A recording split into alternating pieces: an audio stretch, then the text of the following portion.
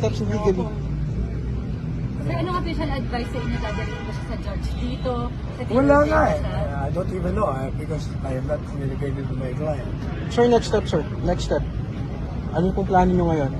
Eh, hindi ko muna makakausap ng kliyente ko eh. Hindi ko makakausap. Kung anong gagawin pati na. Kailangan makakausap ko yung arresting officer. At tapos, makakausap ko yung kliyente ko. Kung okay ba yung kanyang ano kaya. Yan ang unang ano.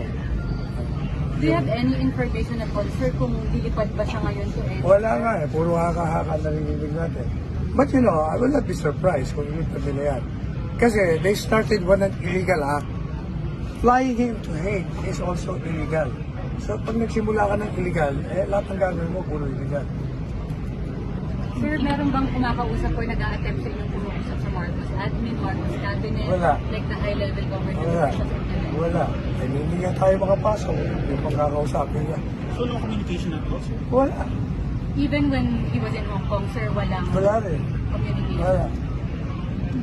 Eh alam nyo, tingin ko itong lahat ng ginagawa nila kay PRD, eh ito eh, ang goal nito, ma-eliminate siya at si Inday Sara sa 2020 presidential elections. Politika ito. Kailangan talagang i-eliminate mo yan.